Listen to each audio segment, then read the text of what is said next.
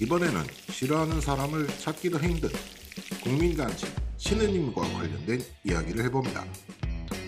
우리에게 친숙한 프라이드 치킨의 경우 그 기원이 미국 남부의 흑인 노예들이었다는 말이 있습니다. 당시 백인 농장주들은 닭고기를 먹을 때 오븐에 구운 로스트 치킨을 선호했는데 특히 닭 가슴살 등 단백질이 풍부한 화이트 미트를 즐겨 먹었습니다. 때문에 날개, 목, 발 같은 거치적거리는 부위는 버렸죠. 이것을 흑인 노예들이 가져다 기름에 튀겨 먹기 시작했고 결국 이것이 프라이드 치킨으로 발전했다는 얘기입니다.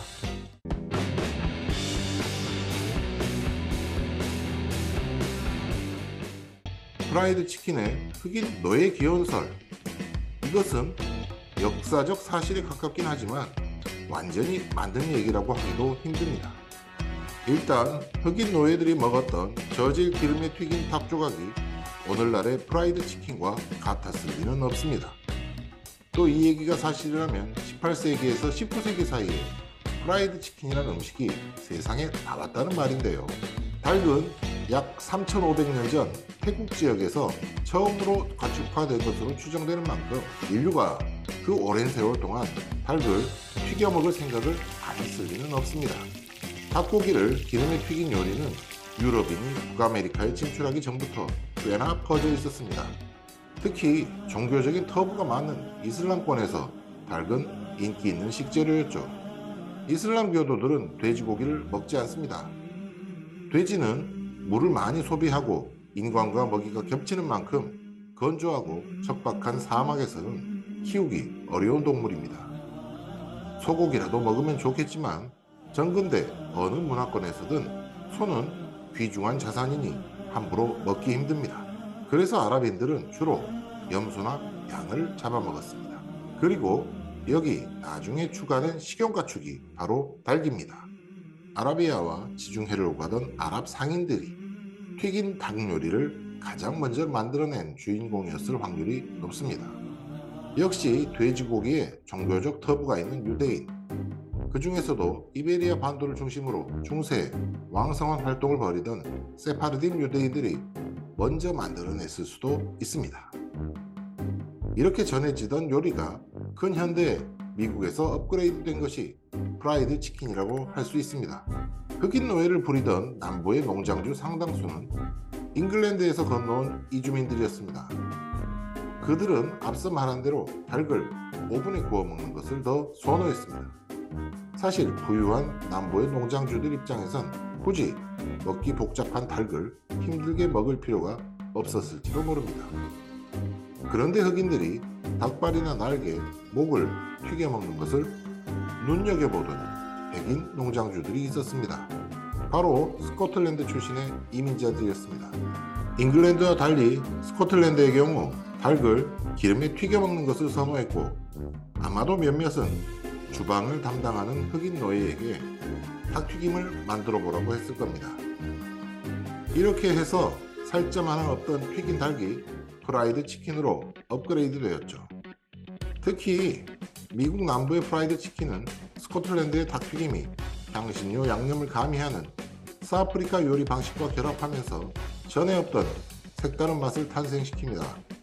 거부할 수 없는 신우님의 위력 앞에 잉글랜드 출신 등 닭을 튀겨 먹지 않던 백인들도 매료되고 말죠.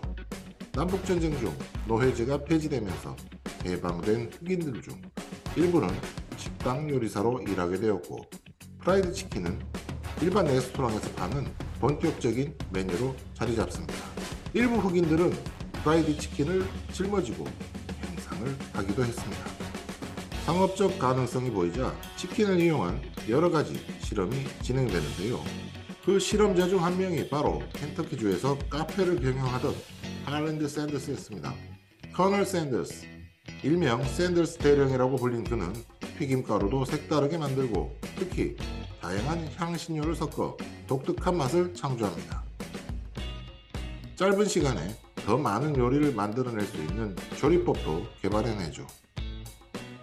그리고 1952년 샌더스는 프라이드 치킨 전문점을 차렸으니 이것이 유명한 켄터키 프라이드 치킨 KFC입니다. 사실 음식이야말로 끊임없이 변화하고 세계적으로 그 영향을 주고받는 대표적인 문화 교류의 아이템입니다.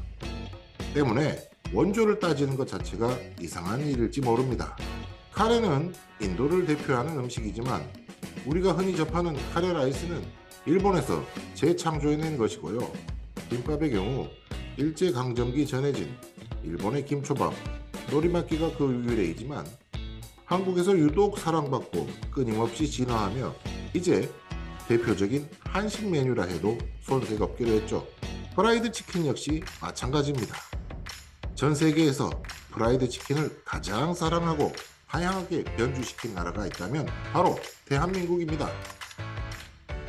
한국에서 치킨은 피자, 햄버거 등 다른 패스트푸드보다 압도적으로 인기가 많으며 세대를 가리지 않고 널리 사랑받고 있습니다.